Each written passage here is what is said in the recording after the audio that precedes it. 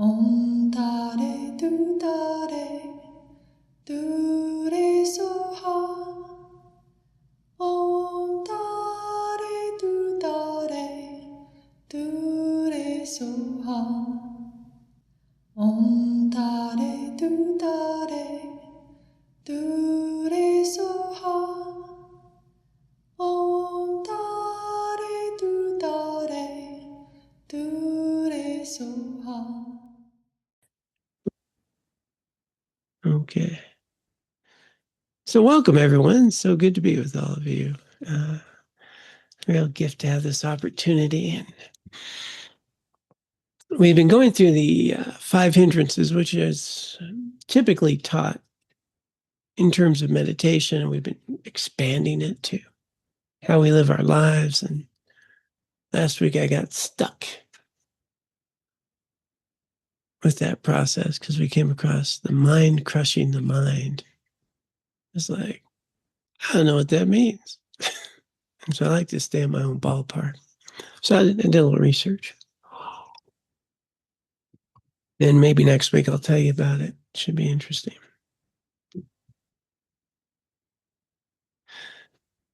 That was somewhat funny, right? Like maybe I could do that. I don't know.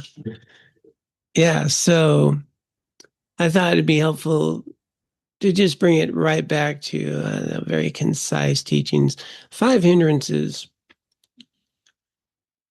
once we overcome them, if we were to engage in a really sustained shamatha practice, where we stabilize the mind and are able to just rest, unimpeded, just rest in the natural state of mind, you'd be free of these hindrances, So these kind of get in the way of that. In our daily lives, maybe we're not there, obviously, and so the mind gets disrupted. And that's why I think it's so valuable to think about our life as the practice, and that there's times we're more balanced. We have more capacity to respond. We aren't so agitated. We're not caught up in as much desire. We're just more able to engage in life in a way that's balanced and clear. And then things knock us off. So these hindrances will do that. So applying it in that way is good. But bringing it back to the interruption in a meditation practice will give a context for it. So I got a couple notes here. Just made myself a note to come back and, oops, it's not the one I need to open the tab. Note I took here. All right. So we'll see a little different language, but the same basic antidotes to some of those things here.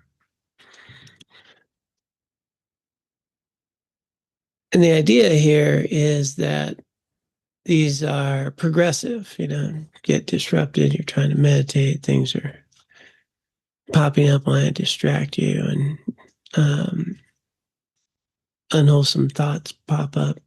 First thing is you try to replace it with a wholesome thought. Don't want to strangle you. Maybe I'll offer you a piece of chocolate. Who knows? But, how do we shift from anger to a more wholesome thought? Sam has a great skill. Can I put you on blast, Sam? Can you put me on what? Can I use an example that you've used? Good. Because you were talking about when you drive, if you notice getting angry at someone, you say, I love you. I think that's skillful. I think that's wonderful. So it's, you notice a thought arise and you replace it. I love you. And eases, that tension when somebody's, you have some agitation towards on the road. So replacing a wholesome with an unwholesome with a wholesome. And then, you're meditating and certain ruminating thoughts come up again and again. Then the idea is to recognize the disadvantages of getting caught up in that rumination. For example, worry. Is feeding worry ever going to be helpful?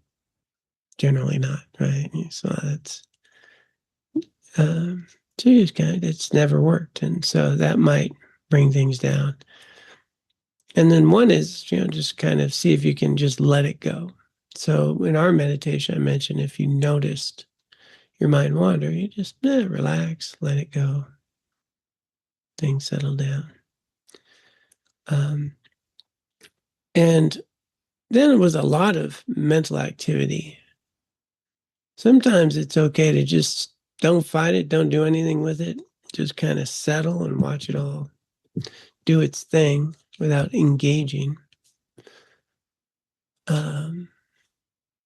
Here they're using a little different framework. In the other presentations, sort of just settle, rest, let the mind do its stuff. You can watch it like a show, but you're not engaged in it. It's just activity. And then we get to, if none of this works, crush mind with mind. That's where I got stumped. So I looked it up, and the idea here is literally to will, the virtue over non-virtue, just wow, the compassion or the kindness, and just let that overpower. And somebody last week mentioned maybe that's what they were thinking. But the note here from Bhikkhu Analyo, who's an incredible scholar, practitioner, amazing monk, he points out that this is an emergency last resort measure. After the gentler methods have failed, he contrasts it with simply observing an unwholesome mental state without becoming involved in it, which allows it to come and go. So, so sometimes we aren't able to just replace, these things. But as a last resort, and it's really overpowering and it's really bad, to really do your best to just bring in as much loving kindness, as much compassion, and just overpower it. Last resort, crushing the unwholesome mind with the wholesome mind.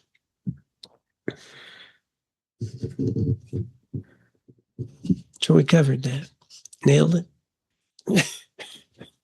Good luck doing it. I generally find what helps me is just compassion. Just seeing that all that negativity is coming from such pain, and then compassion arises for myself or others if it's thoughts. The compassion that gives rise. And to recognize I'm not even thinking those thoughts, they're just arising out of habit. I didn't choose to think them, just trying to choose not to think them. And recognize that they're just habit, bubbles, thoughts. No need to identify with them. They just come and they just go. And you didn't think them. That's a big epiphany, because I can be really hard on myself for thinking such harmful thoughts. Except I didn't, they're just arising. And then I can be even shocked by them. And it's just, that's the mental activity, the dredging of the psyche, the habits and things that arise. And if I know that I'm really not the one thinking of them, and that they just come and they just go, I think that for me has been just incredibly beneficial.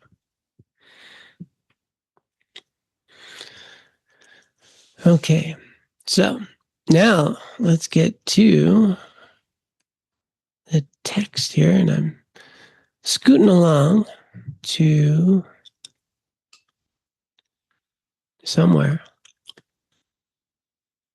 Huh. Yes, okay, it is open. I see it in that window. Oh, there we go. Got a lot of windows open. But none in here are open. Okay. So overcoming hindrances. There's some practices in the book for certain meditation practices, but I really think those are more appropriate for if we were teaching a whole meditation like retreat. So here we'll just start to recognize, wow, during the day I can have the best motivation in the morning. And by 10 a.m., I don't even remember what that motivation was or what I was going to do or how kind I was going to be because I'm caught up in whatever. These hindrances pop up and they take us off track. So overcoming hindrances, it's important not to become discouraged when the 5 hindrances arise in your meditation or in your life, but to make effort to eliminate them. This effort is different from pushing ourselves. It is steady and consistent. The mind is neither too tight nor too loose. As we familiarize ourselves with the antidotes over time, hindrances will gradually subside and the mind will become clear. The concentrated mind of samadhi is blissful and focused, free from the 5 hindrances. It can be the body, feelings, mind, and phenomena. Right? It can see the body, feelings, and mind and phenomena for what they are. With samadhi, we will come to know the power and potential of the mind and will be able to integrate wisdom and compassion in our way of being. The Buddha gave several similes for the relief and the freedom one feels when the 5 hindrances have subsided. So this is really resting in a very natural state of our being. When we can get to just the natural state of mind without cognitive activity, without, busyness, blissful, luminous, non-conceptual, it's already there. You know, created or anything. It's just how it is. If we can get the clutter out. And but it requires a little bit of effort. And so here's the similes of the Buddha. Suppose a person's afflicted, suffering, and gravely ill, and his food does not agree with him, and his body has no strength. But later he recovers from the affliction, and his food agrees with him, and his body regains strength. Then, on considering this, he will be glad and full of joy. Or suppose a person is a slave, not autonomous, but dependent on others, unable to go where he wants, but later he's released from slavery, independent of others, a free person able to go where he wants.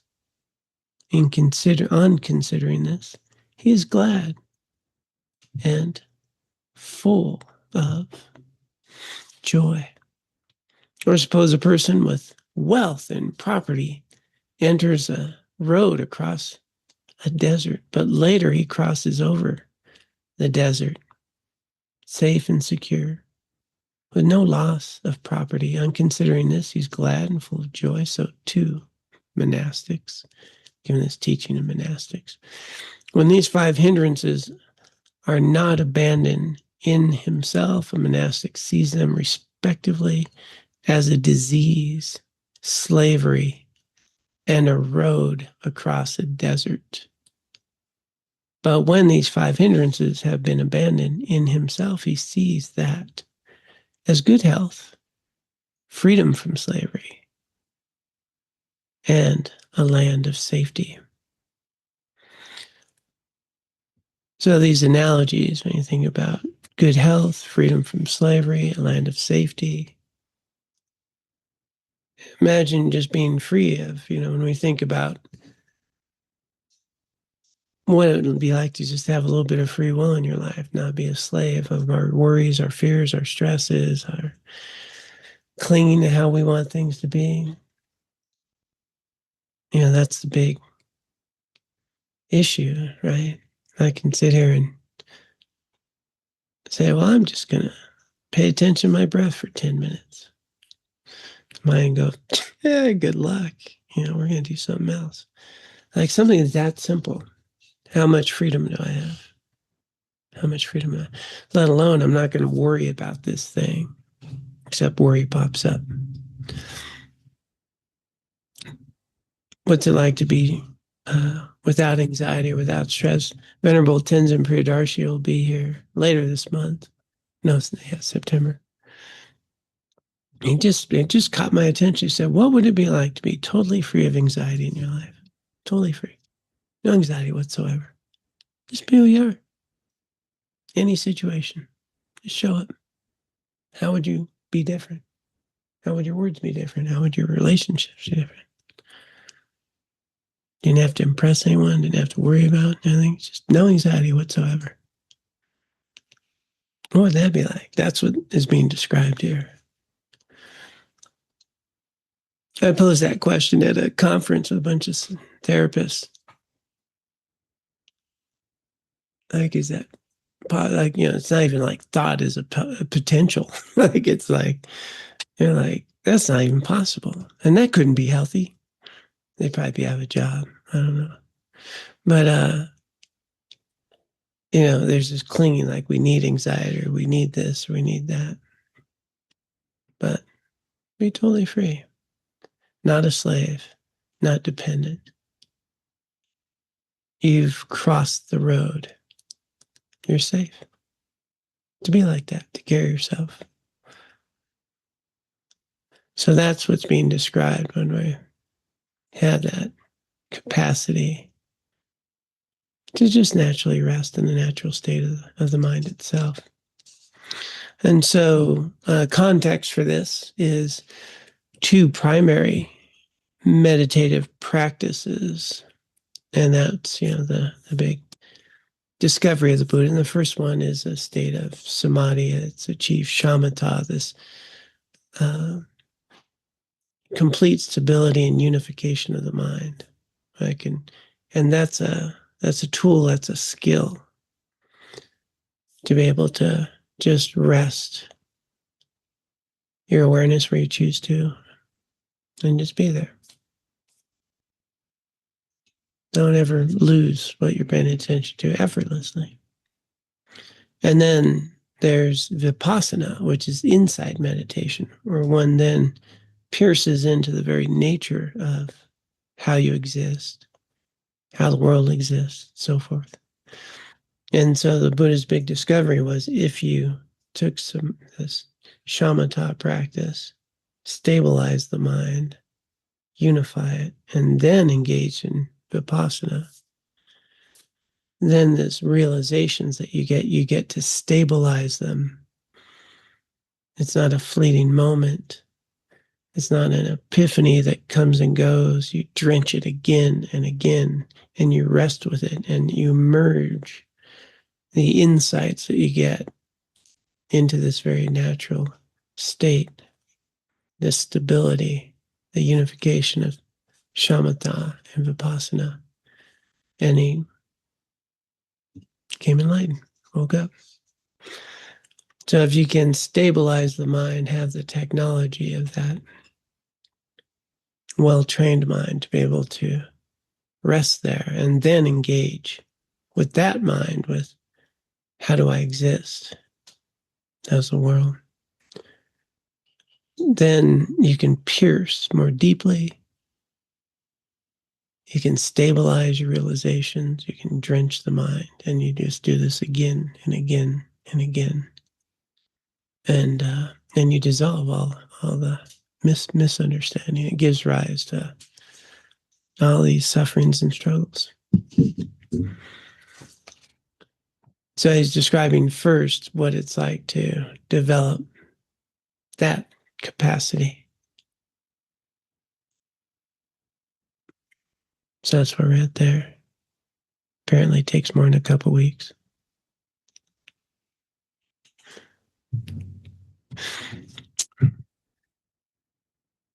The development of samadhi and serenity is a gradual process. It does not happen quickly or with little effort on our part, no matter how much we wish realizations could occur that way. The Buddha used the simile of a goldsmith gradually purifying gold to illustrate this. He washes the gold well several times to separate the gold dust from the earth, grit, sand, and dust. Then he puts it into a melting pot and repeatedly melts it to remove all flaws. Only when the gold is pliant, workable, and bright can the goldsmith make what he wishes with it, the Buddha explains. And then it's similar monastics with a monastic devoted to the higher mind. There are in him gross impurities, namely bad conduct of body, speech, and mind. Right, so that's those non-virtuous states, body, speech, and mind, that we've covered. Such conduct an earnest, capable monk abandons, dispels, eliminates, and abolishes. When he has abandoned these, there are still impurities of moderate degree that cling to him. That's the first layer. Namely, sensual thoughts, thoughts of malice, and violent thoughts. Such thoughts, an earnest, capable monastic abandons, dispels, eliminates, and abolishes.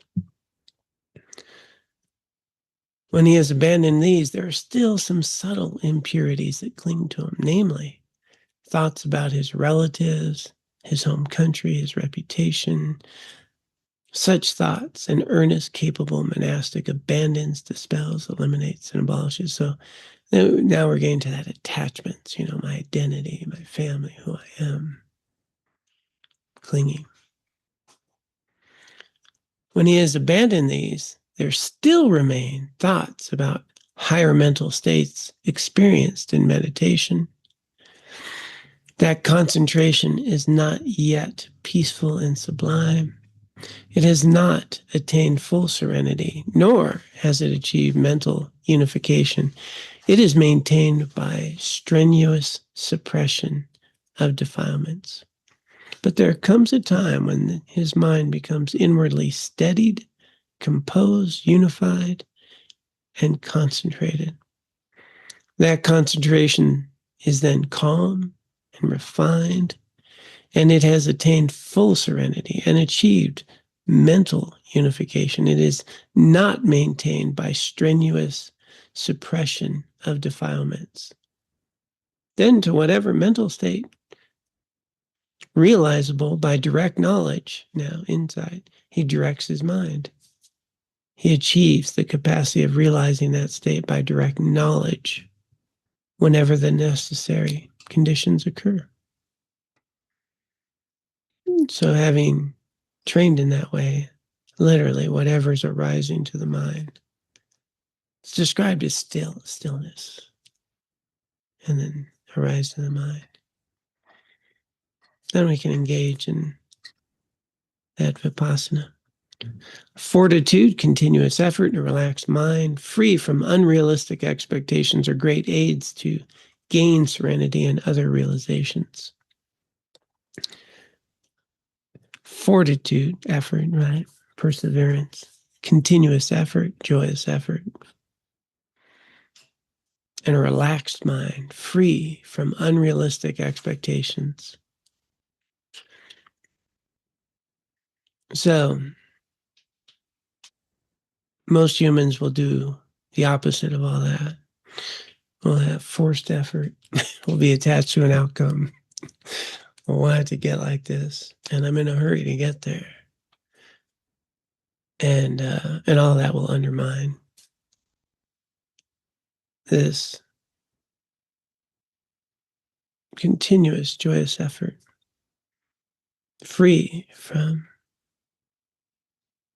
attachments to outcomes. Abandon all hope, all fear. Just follow the directions. See what happens.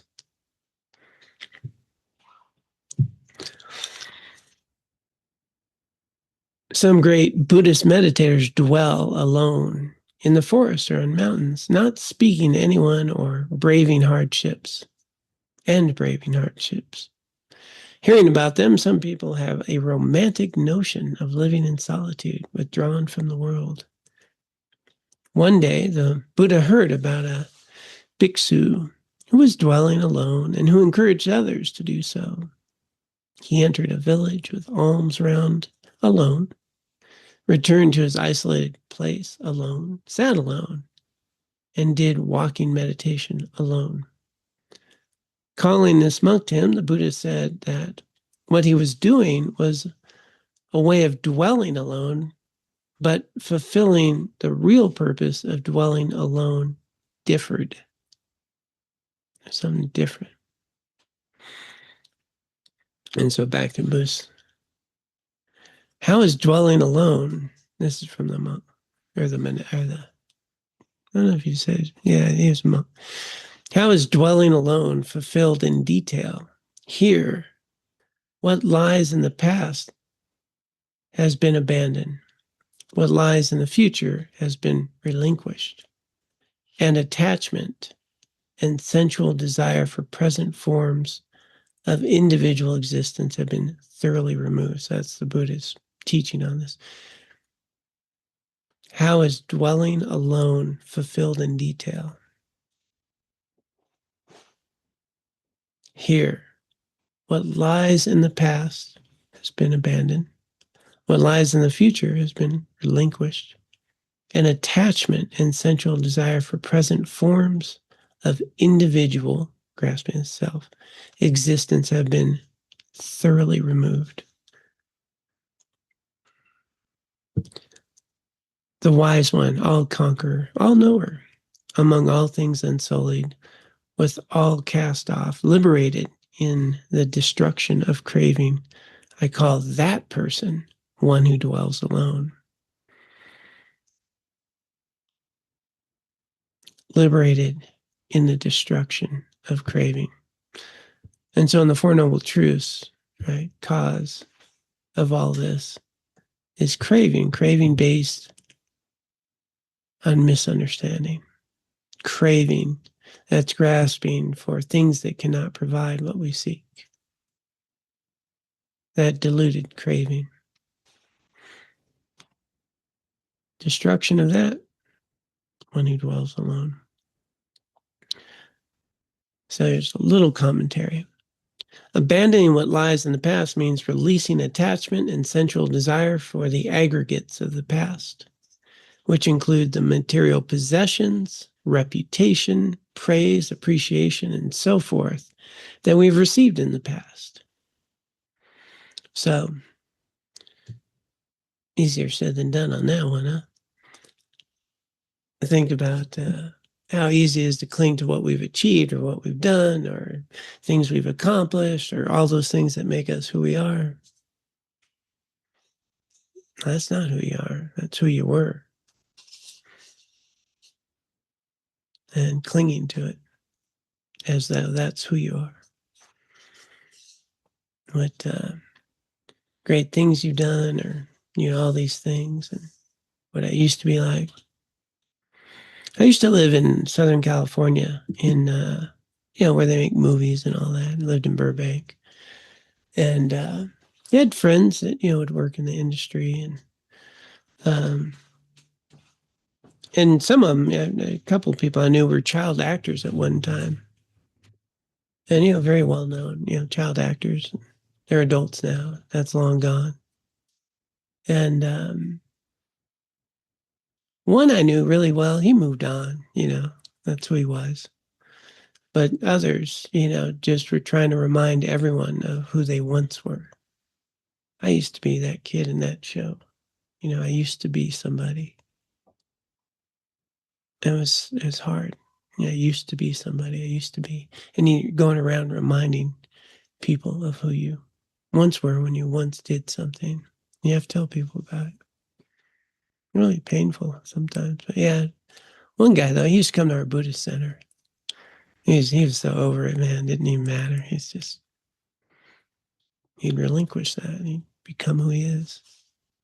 Yeah, real gentle soul.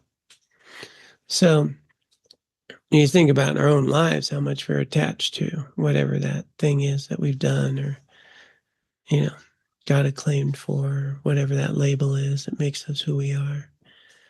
And it's even how we describe ourselves. Like, it's who we were, which is create the conditions for who we are. All right.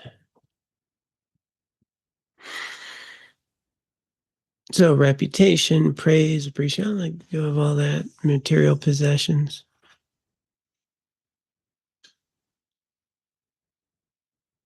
I'm sorry, I'm just dwelling on my 69 Plymouth Satellite. Paid $500 for that car. Everything worked. It was nice. 4-door sedan, green. Not attached to it or anything, no.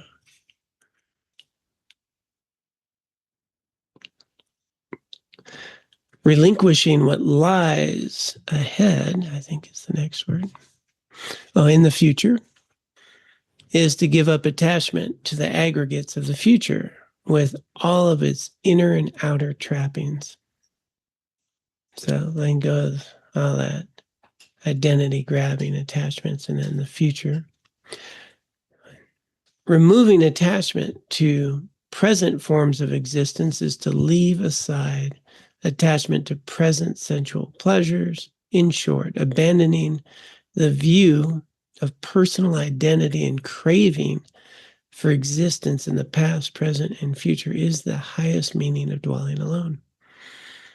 So that grasping to a sense of John is, I am like this, and this is the kind of person I am, and craving, that arises from, don't you know what I just did, and this wonderful thing, or who I once was, or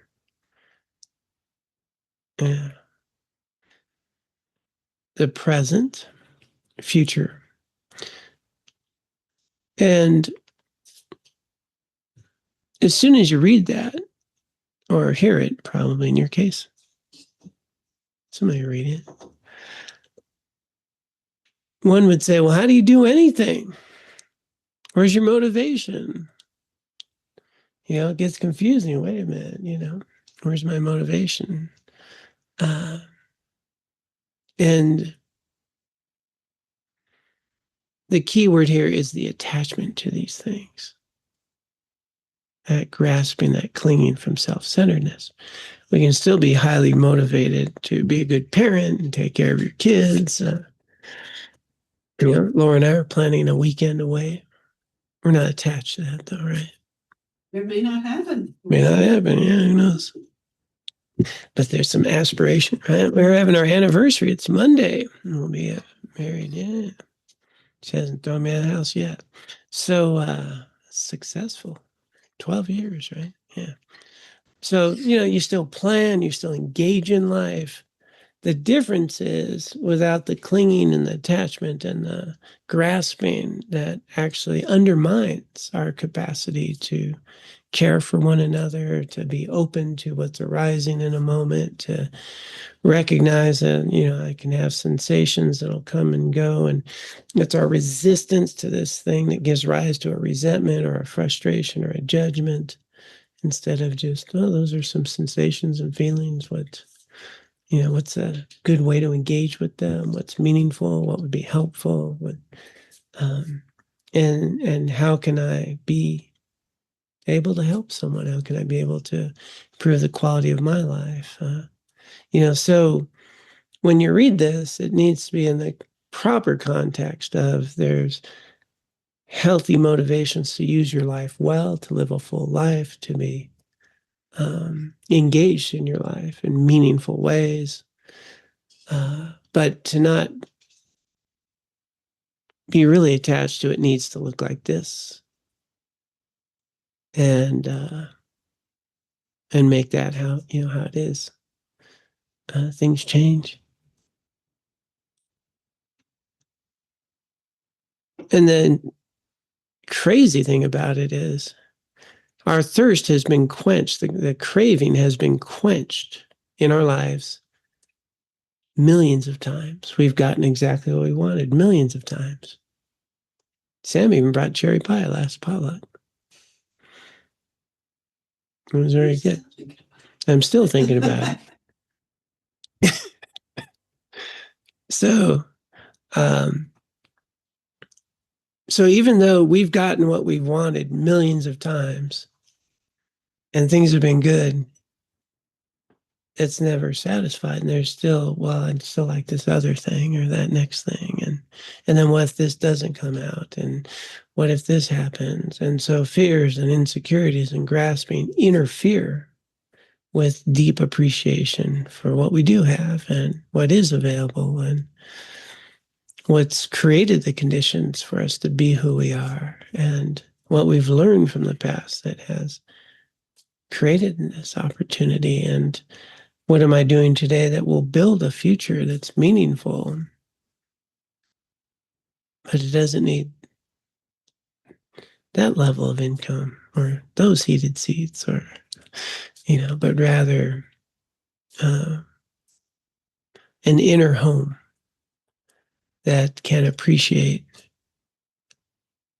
the gift of life that we have as it arises, whether it kind of goes this way or kind of goes that way. All right, Carla, make it simple, would you? I think it's fairly simple. It's just the term dwelling alone is just kind of it doesn't really seem to describe.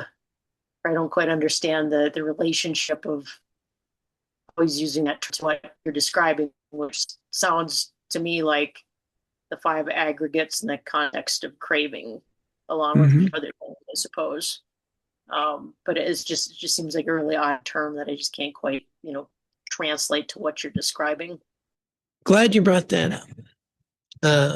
And the context here that I take away from it is sometimes our practice can look like this one thing, like, here's the way, right? Be alone, be a meditator, don't get caught up in the worldly activities and all of those things. But the Buddha's saying, yeah, all that's fine, but it's not about our attachment to being alone and our attachment to these activities or doing that. That's not the actual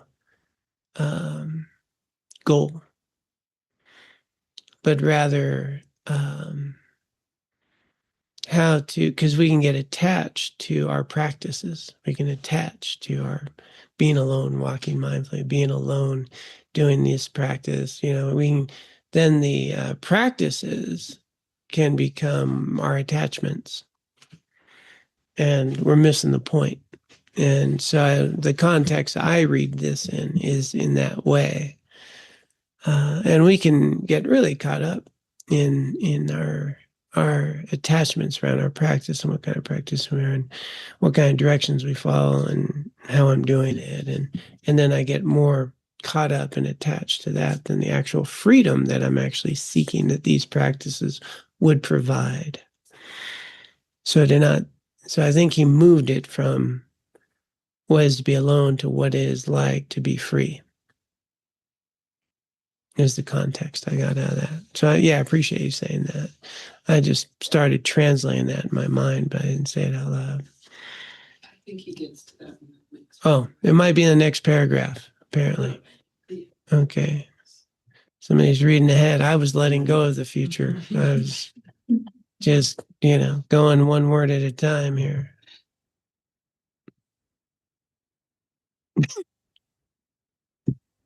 Keeping this in mind is important, lest conceit arise. I am a great meditator doing what others cannot do. I hope others speak well of me and bring me offerings because they respect my renunciation. Actually, such a person may have given up good food, but they're nourishing their conceit instead.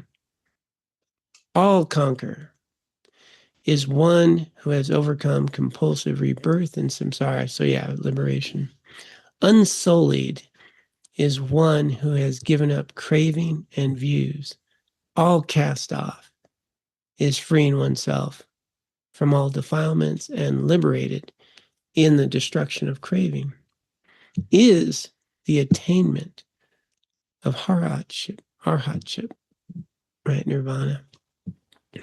If we keep this in mind, we will train our mind to dwell alone in peace, separated from defilements. Yeah. Okay, so I think we're on track with that.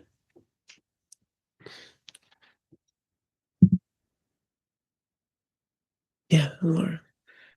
Just that last phrase, it sounds like what he's saying is truly living alone is living without defilements. Yeah, it's like my companion is always my defilements, so I'm not really alone. Just another way to point that out. Well put. That kind of makes sense now, yeah. That he's kind of contrasting. This monk thinks he's being alone, dwelling alone is kind of the ultimate goal that he's, but just because he's alone doesn't mean he still doesn't have defilements. But once you abandon those defilements, then you truly are alone. Yeah. Yeah, and I would, we don't have the companion of that identity that we're carrying around. Yeah.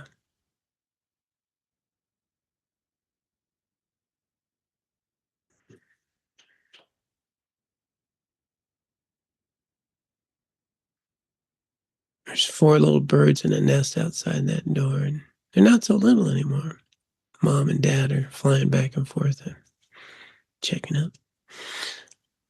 All right, so one of the key points of this section is the reward. In other words, if I don't know that I could live differently, if I don't know that there is, like, for example, to these, a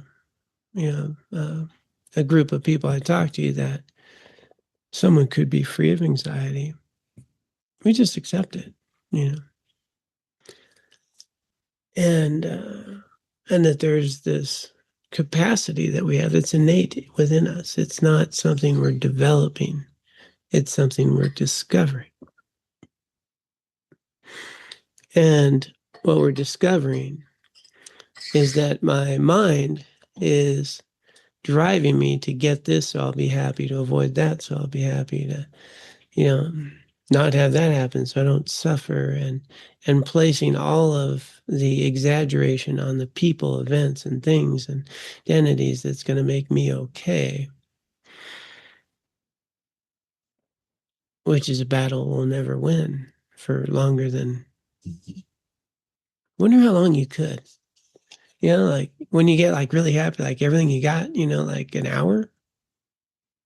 I mean, people, I think I felt like I've been good all day before. Anybody else felt like that, like a whole day? Pretty good. Yeah. Without something to worry or stress about or some kind of pain. Maybe a day, It's possible. A lot of times it's not that long. I mean, a day would be a long time. And then the very things that we're seeking to bring us happening become the source of our suffering, because then I want it to be like that, or I'm afraid it won't stay like that, or, and I need to take care of this, and, then all the worry, stress, and fears. And so when we have worry, stress, fear, it's based on our worry, stress, and fears about the things I have that are going to make me okay if I don't have them. And that we just fill in the capacity. We don't even recognize that we've had that thirst quenched, a million times already. And then if I can't be content with what I've already experienced, what makes me think that next thing will do it? If we just get this, we just get that. And so what's being presented here is you can be free of that. And it's going to require some sustained effort, continuously, little bits at a time, with the analogy of the gold, just gradually removing some of my misunderstandings about myself. That's all.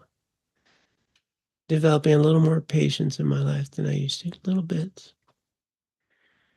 Cultivating the ability to be kinder to myself and others than I used to be, not be so hard on myself.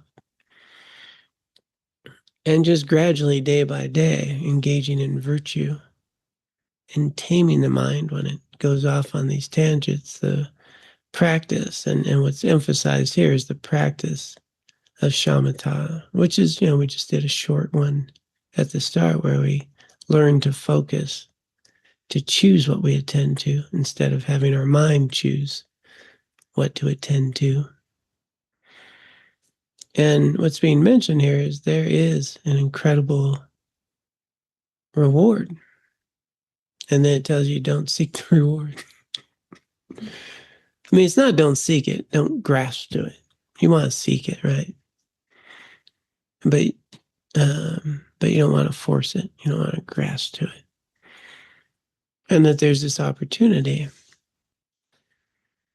to not be a prisoner of all those thoughts, feelings, sensations, desires, and to come from a place of more equanimity and make wonderful, kind choices that are helpful for you and others, that are beneficial and joyful. We live a lot more joy. Yeah, Kevin. Thanks, John. Microphone. Good evening, everybody. Is Is it on? Good evening. So stress, worry, fear, anxiety, I understand why they're not generally very helpful in most cases. But I just wanted to imagine kind of an extreme scenario. What if somebody's experiencing those states over what we consider basic human needs, like food and shelter, access to water, safety? Would a light and an enlightened being in that situation, if they were in that situation, would still not feel stress, worry, fear, or anxiety, and would kind of have a capacity to essentially accept the situation, or to try to act skillfully as well as they could, but then accept the outcome. Excellent question. And so there's gradients to this. And for us mortals, Mingyur Rinpoche, I'm reading his book, In Love with the World right now. He gives a really good analogy here. As we engage in this process, what we'll notice is it's not that the waters are always calm, right? The mind, the ocean of the mind, right? It's always calm. It's that as turbulence and all the storms of it come up, stress, worry, these things, that we're not caught in the storm. We just allow them to come and go, and we don't get blown off track. And so there's the capacity to have those sensations or stress or sensation of tightness in the body. But what amplifies them is our resistance to them, right? And identification with. And so we, all of us, can recognize, and the other analogy is, waves on the ocean are the thoughts, feelings, emotion, but we're the ocean. Waves come and go. Ocean's still okay. So you're experiencing them, but you're not imprisoned by them. And so if you need food, being stressed about food doesn't get you food, right? But needing food, being aware of that and having those sensations arise, calmly and thoughtfully seeking out where can I get food is going to be productive, right? And so you don't need all that to make the healthy choice, right? To push you towards that. Having said that, we will find in our lives that because of stress and pain, we have been motivated to do healthy things, right? Nobody got here because it was a good idea, We got here because we walked through some difficulties. We've had struggles. We want to know what peace is like. And so it's, the first noble truth is the truth of dukkha, of dissatisfaction, of suffering, of stress, which brings us here, right? So it can be the catalyst for healthy choices and changing our lives. And to kill the messenger The analogy we always use is if your knee hurts, you know to attend to it. If you have mental and disturbed emotions, well, we know I need to, do something about it. So in those ways, it's very beneficial. But what happens over time is as you cut through the belief system that gave rise to them, they can't get right. They can't pop up because there's no reason for it. There's no cause, no result. So if I don't have a belief that in order for me to be okay, you need to treat me a certain respect or something, don't offend me or whatever that is. If I'm okay and I don't have a need for you to, it's going to be really hard for you to offend me, right? Because it doesn't make any sense. We don't have that belief system. So what happens is the more you live in reality, you start cutting through a lot of the insecurities that we have that give rise to these stresses and beliefs. But as you scoop away and clear out those seeds of misunderstanding, those things canter because there's nowhere for them to sprout from. So gradually over time, there'll be less stress and less of those anxiety and less of those as we remove the underlying misunderstandings that gave rise to them. But you still might have a normal one if a guy's going to come hit you with a baseball bat, because it's pretty clear that's not going to be a good thing. In which case, fear pops up, focus pops up, and then feet get moving, and very healthy emotional states. Right? Yeah. But we'll find that the vast amount of our mental emotional anguish is nothing other than mental activity about worries and fears about things that are not pressing. Yeah. All right, Kurt. Yeah, I've been having trouble formulating my question, which is why my hand's been going up and down. But I'm all in on the getting rid of the anxiety and stress. Okay. That makes perfect sense, and I've watched that happen. I've got a lot less of that than I had 5 years ago, and I can see the progress. And you know what I find my brain having a lot more trouble with is giving up the craving for the raft trip, or giving up the craving for the things that I really enjoy, right? And I know there's craving there, and I know we've had this discussion 1,000 times. I'm just dense around this. I can't get it. It doesn't seem like. Don't dance at me. But I think it's serious because they're both they're still craving, right? It's still causing suffering. I see intellectually, I see that, right? Because I get it and then I want more, right? But convincing myself that I shouldn't do it in the first place is really difficult. Anyway, because it's fun, right? And I enjoy it. It's like I get that reward from it.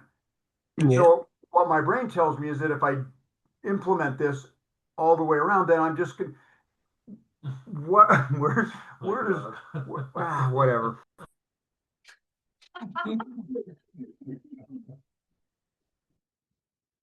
It's so good to have you here for these things. Yeah, but no, that's, and we've had, like you've mentioned, we've had this many times and Jetsuma always points it out, everybody's willing to give up the feelings of anger and hatred and all that, but we're not so willing to give up the, those other good rewards. And so she says, everybody comes to ask me how to get rid of their hatred. Nobody's coming to ask me how to get rid of their greed, their attachments, their desires, right? And that's that tricky business. And so the straightforward path to this is to recognize that what I'm perceiving as pleasure, how does that create displeasure, right? How does it create the other ones, right? I don't like the stress, anger, and stuff. But because of my attachments, I'm going to get stressed, angry, and resentful because somebody else is taking my stuff or blocking me from my stuff or how I wanted it to be. And the thing that I notice and what has helped me, which is just super, super clear for me, is the moment I have a desire that arises, an attachment like that, I immediately have dissatisfaction now. Immediately. You start telling me about something wonderful and where you guys are traveling or what you're going to do, and I don't get to go there. Yeah, that's super helpful, actually. That nailed it right there. It's not later on after it. It's right then when I'm thinking about doing it It that just robbed you. Yep. yeah, then all of a sudden I'm not okay where I'm at. I'm Yep. wanting to be somewhere else. That makes a lot more sense. Thanks. That's good. Thanks. You earned your money. It's it's immediate discontent. Yeah. All right. Well, Hey, John, everybody, longtime listener, first time caller in a long time, in terms of actually saying anything. I think what was just mentioned was very, and it resonated with me very strongly. I remember, being like a Disneyland dad where we would traipse through as fast as we could, all the rides and everything we could do. And at the end of the day, really not remember much of what we did. And I think for me, I definitely haven't mastered it at all, and I'm far away from that. But I think I've been able to create a little bit of space through my practice to be able to examine, the things that are coming up. And a trip's a great example of it. The trip comes up, there's the excitement, and this trip's going to be so fun, and nothing's going to go wrong. And I've gotten better at being able to say, well, the trip may happen, it may not happen. I'm going to try to enjoy it, enjoy my family, enjoy the people I'm with, enjoy the experience. But I'm still chipping away at that attachment piece of, hopes of what that trip is going to bring that really can't be found in it. I'm going to go on this trip and come back so relaxed. That's, the relaxation is not waiting for me, wherever I'm going. It's more what I need to do internally. And so, yeah, I think the practice has helped quite a bit that way. And do you have any tips for how I can continue to chip away at that? one of the tricky parts, what you just shared, is basically that you're doing everything right. And then our mind says, well, how can I do it better?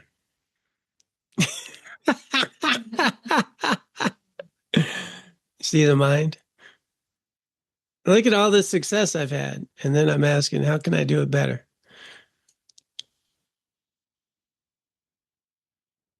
So I would say appreciate what you're doing and see the value in it. Another lightning bolt. Thank you. Yeah.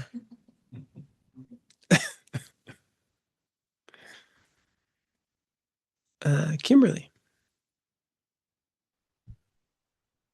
Hi. Hi. So would you say that all pain all pain comes from our responses? Let's use a different word. Okay, so like there's pain, and then we kind of talk about suffering, right? Mental and emotional suffering.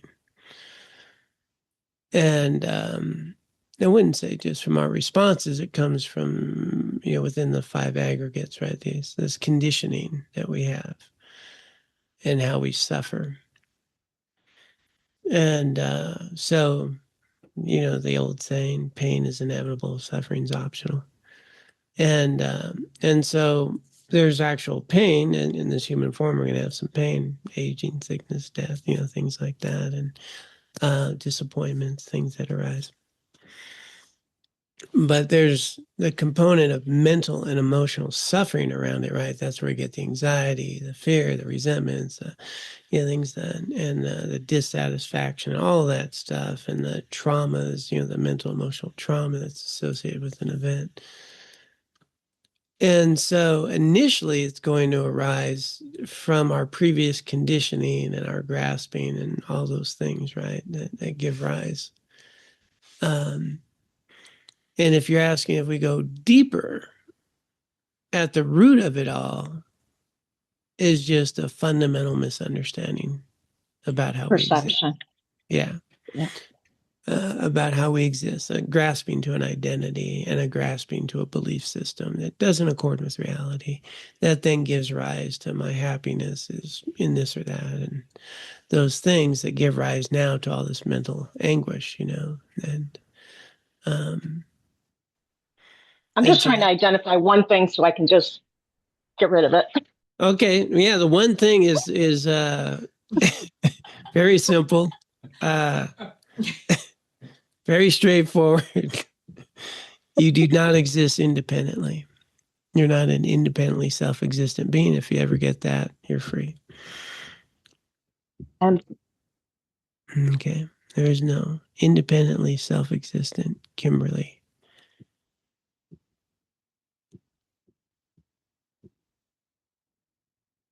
Once you get that right, no problema.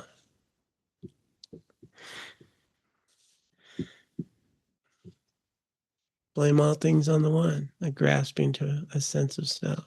Grasping, identifying me and mine with that which is not me and mine. That's the problem.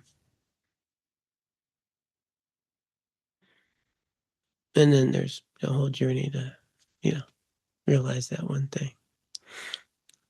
But that's the one thing.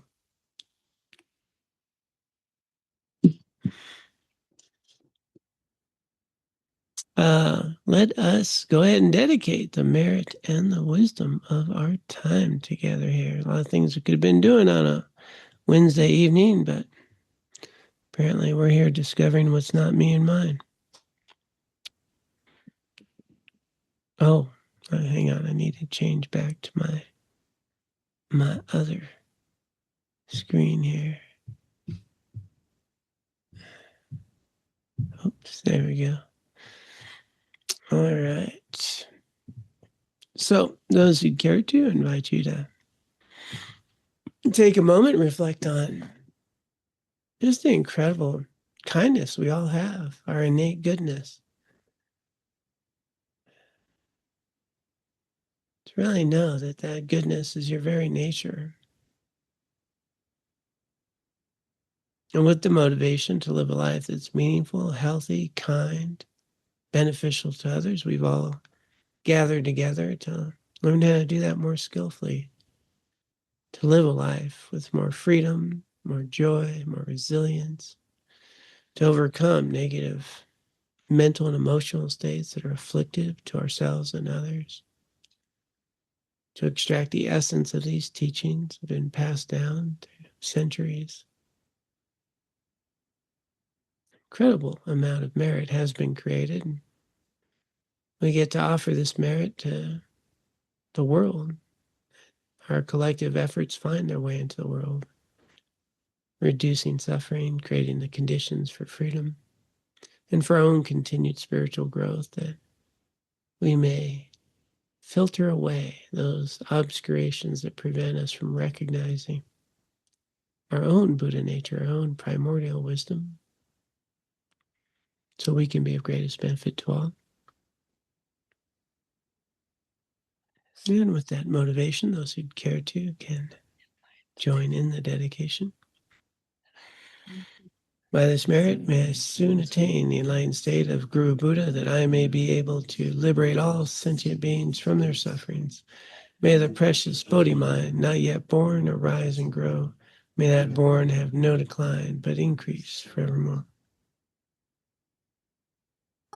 Om Tare Tu Tare Tu Re Soha. Om Tare Tu Tare Tu Re Soha. Om